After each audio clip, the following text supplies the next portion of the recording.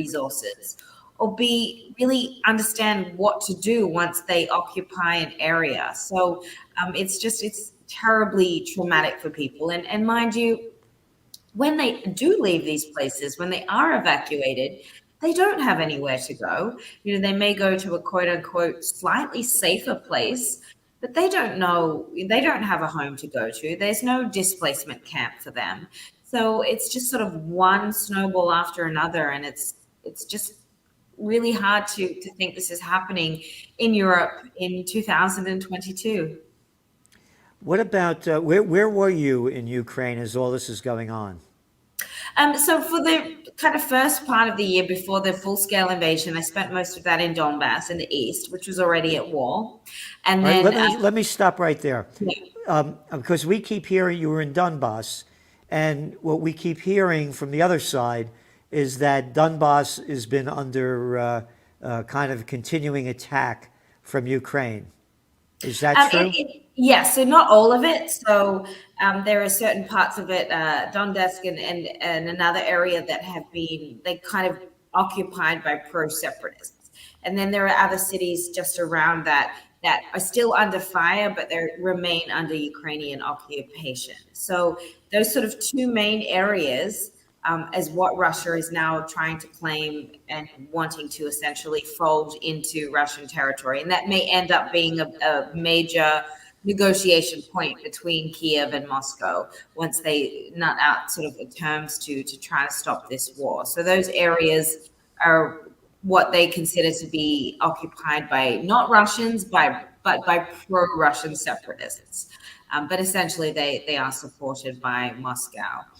And so then once the invasion sort of happened, and that was on February 24th, that began, I basically stayed sort of in that Kiev area and was sort of covering most of the city and then areas around that, which were under sort of heavy bombardment in Kiev Oblast. So I kind of stayed around the capital.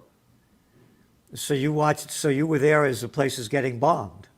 Essentially, yes. I mean, the capital itself, I mean, there is a lot of artillery and certainly random bombings that happen, but the capital itself is, so far it's holding and isn't necessarily in a huge state of kinetic war.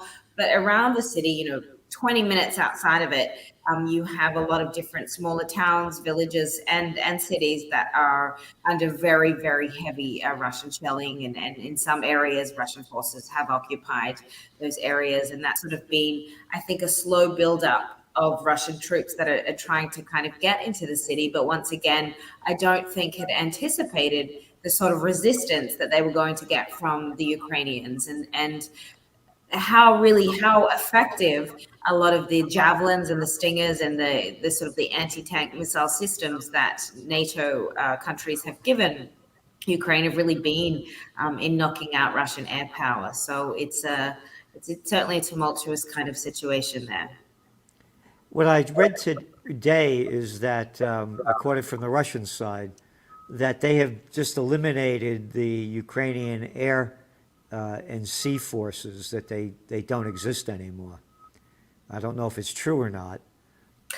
It's always hard to say, and I find that I often have to kind of take a little bit, anything that both comes out of Kiev and Moscow, it's important to sort of take with a lot of skepticism, really, because both governments certainly have their own agenda and narrative and are putting forth how their version of events. So I think, you have to treat any of these official statements with a little bit of skepticism because it's very hard to kind of verify anything that is being said, and you certainly have to take into account the very different agendas and that both sides are painting very different pictures as to what is happening.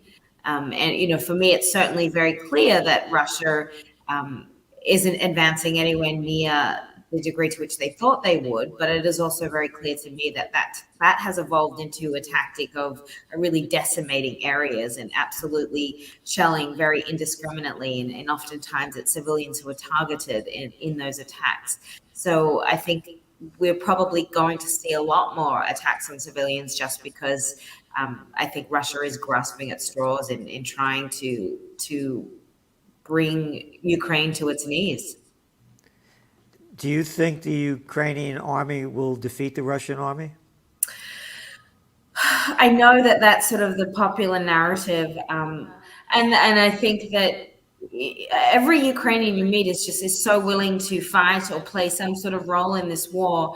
I think there is absolutely no way that they're going to just kind of fall and accept whatever Moscow brings upon them. So in that case, even if they were to get in, you're looking at a very brutal and long guerrilla war that would go for a very long time. So I certainly don't see a Russian victory in any sort of way, shape, or form with their current military goals.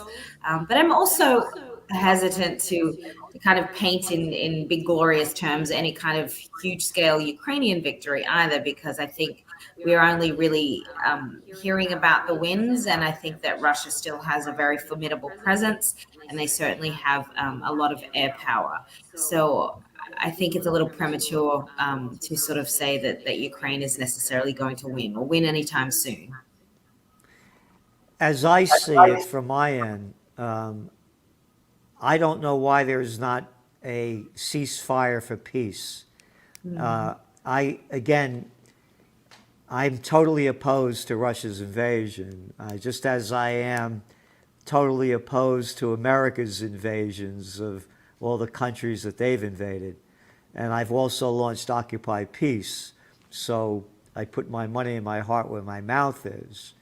And to me, as I see it, as from my end, as I'm watching, listening to you and others, is that there should be a negotiation for some kind of a peace.